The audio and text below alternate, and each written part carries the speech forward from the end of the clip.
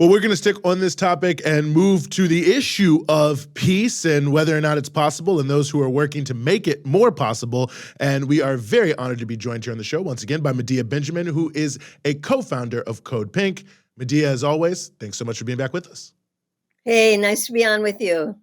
Well, it's great to have you on here, and I know that you and me are participating in an event next week in Washington, D.C. around this issue of peace in Ukraine. And, you know, where I wanted to start with here, Medea, is I personally felt the most maybe undercovered issue of the entire UN General Assembly. President Cyril Ramaphosa of South Africa, who is helping to lead the African Peace Initiative, said that when he met with President Zelensky, he told him that some of the things that they had outlined or asked, South Africa and others to work on, reuniting families, releasing prisoners, that these things were actually taking place, and he was thanking Ramaphosa for his efforts on these points. And I wanted to start there because I thought it was so amazing that there's this chorus that there's no way possible that there could be peace. But yet and still, here we are in the UN General Assembly, and the president of South Africa is saying even their very limited efforts with no support from the major powers have actually borne some fruit. So it does seem that peace is possible. It's just the issue of political will that's really getting in our way here. That's right. My co-writer and I, Sandy Davies, just put out a piece looking at the speeches that were given at that General Assembly and highlighting some of them that focused on the need to get rid of war, and particularly the Ukraine war. We looked at speeches coming from Africa, from Latin America, and there were great examples of people like the president of Colombia, Petro, asking, what is the difference between the war in Palestine, or the efforts of the Palestinian people, and what's happening in Ukraine, and why is one being supported by the West and the other not? And many other of the heads of state asking, why is it that the collective West is able to muster up so much money to send to continue the war in Ukraine, but not able to fulfill its commitments made to the United Nations around climate mitigation issues. So there is a lot of people, heads of state, I would say global majority, that have been calling urgently for peace talks. And as we know, the US and the UK particularly have been squashing any efforts at peace since the time of the Russian invasion until now. And I mean, not only have they been squashing efforts to try to come to some sort of negotiated settlement repeatedly over and over again, we've also seen that they're fueling the fire. Can you talk a bit about just it's hard to even quantify because we only know what we know in terms of like the amounts that, keep getting told to us that are being sent to Ukraine. But like, is there a figure, Medea? Do we have a number? Do we have an estimate for just how much money has been sent to this country? And of course, the vast majority of it is in the form of weapons. Well, we do know that there's $114 billion and an op-ed that Senator Rand Paul wrote the other day. He broke it down and said that was $233 million a day, every day, that U.S. taxpayers are spending on this war. And it's funny to hear some of the U.S. officials justifying by saying, well, a lot of that money just goes to U.S. weapons manufacturers, so it's okay. It helps our economy. But it's 114 billion, and now we have the other 24 billion that the president is asking for. And the only thing that the Democrats have been able to muster a little tiny bit of opposition to is the sending of cluster munitions. And in that case, given that it's a weapon that is banned internationally, you'd think you could get more than the 19 who voted against it. But I think yesterday it came up again and they did get more. But that's great. Anytime that anybody opposes sending weapons is good.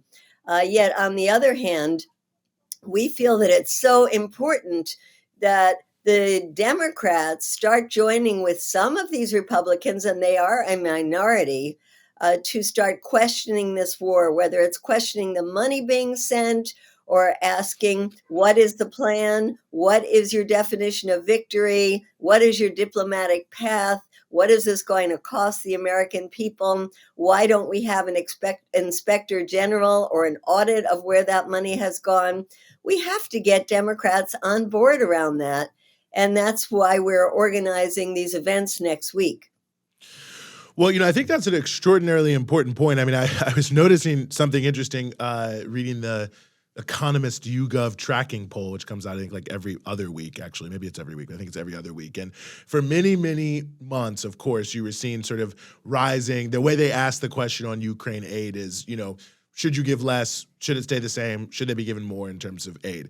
And there is sort of rising opposition to giving more, of course, and doing less, and support for doing less.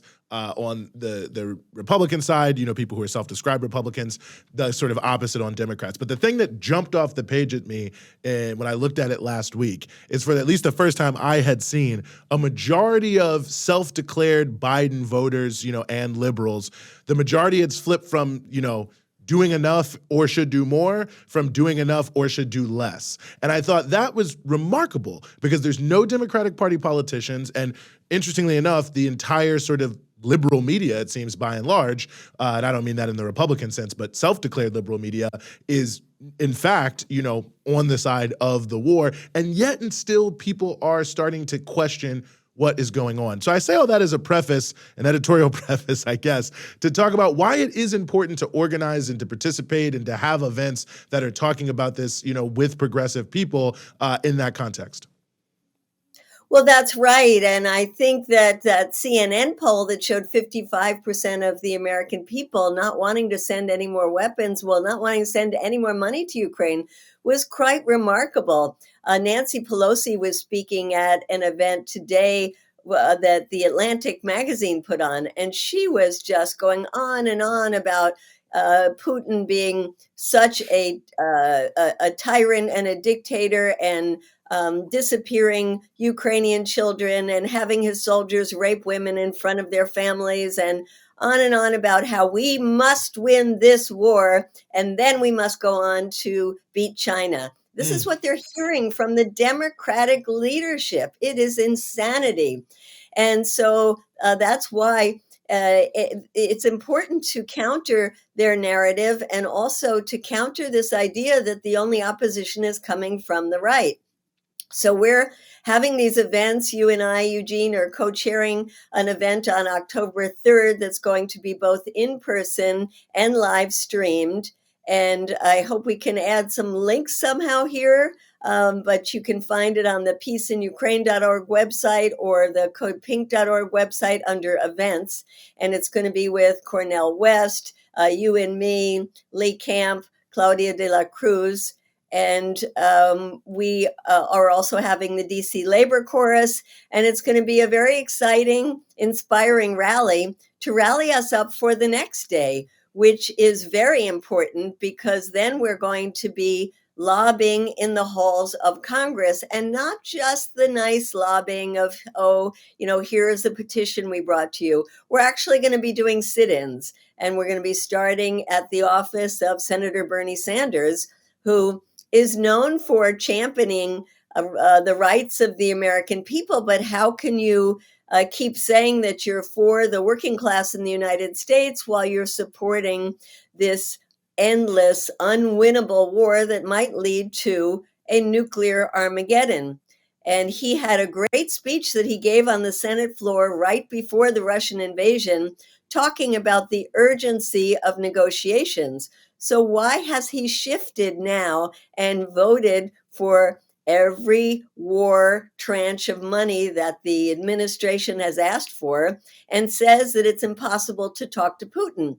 And we want to remind him of his own words, as well as ask him, well, who else are you going to negotiate with? Putin is there. You can hate him, but that doesn't make any difference. You need to talk to him. So I'm very excited about the efforts we're going to be doing on October 3rd and 4th. And it's part of a week of global days of action that are happening all over the country and all over Europe. And you can find in the Peace in Ukraine website examples of these activities that are happening. Some of them might be in your cities if it's not possible for you to come to DC. But if it is, we hope that you will join us on those days and join us in this peaceinukraine.org coalition. You know, Medea, you've been organizing against war for a very long time. And CODEPINK has been, you know, as far as I can remember, back during Iraq war times. And this is, you know, the Ukraine war is the newest of many, many wars that you've been involved in organizing against. So I guess my question is, um, what's unique about this situation in terms of being able to get people in positions of power to, you know, to be against it? I mean, from what it sounds like, it doesn't sound like there's really anybody in a position of power who's at least has the political will or feels comfortable coming out strongly against more funding for this war. And I'm reminded of what happened last year when there was a bunch of progressives in the House who wrote that letter. And then they backtracked because of the just tsunami of sort of lobbying and hate they got for just the idea of finding a diplomatic solution to this situation. Well, yes, you're referring to the 30 Democrats, and I was so disappointed that it was only 30 who signed that letter. But immediately they were set upon by their own party, and I think to a large extent it was Nancy Pelosi herself, and withdrew that and have been silent ever since. In fact, worse than silent, because they have been agreeing with the Biden administration. And what makes this war different is, well, when you have a Democrat in the White House, it's much harder to get Democrats to join the opposition to war. We saw that under the Obama administration as well. And in addition, you know, people do understand that it was the Russians who invaded. And so it makes it more difficult to explain to people the context of the invasion and to explain that we condemn the Russian invasion, but we want to stop the killing, stop the slaughter, stop the march towards World War III. And that's very hard for people when the media narrative and the narrative coming out from the mainstream of both the Democrat and Republican parties is this is the fight of our lives. This is the fight between democracy and autocracy. If we don't win here, the rest of Europe will be taken over by Russia, and then China will invade Taiwan and take over the rest of the world. So it's very hard to counter that, even though it's a crazy narrative. But as you said, Eugene, it is amazing how many people are doing that. They're seeing through this, and they just don't like war. The majority of people around the world don't like war, and they want to find ways to end it. And I think what we're doing next week is going to really be the beginning of seeing more opposition coming forth from the Democratic Party, because I don't know how people like Bernie Sanders and the squad continue to hold the positions they're holding if they're getting a lot of opposition from their base. Well, I believe the website is peaceinukraine.org that you mentioned earlier. I think it's going to be very, very interesting both next week and moving forward. Medea Benjamin, co-founder of CODEPINK, as always, thanks so much for giving us some of your time here on the Freedom Side. Great to be on with you. Thank you. See you next week.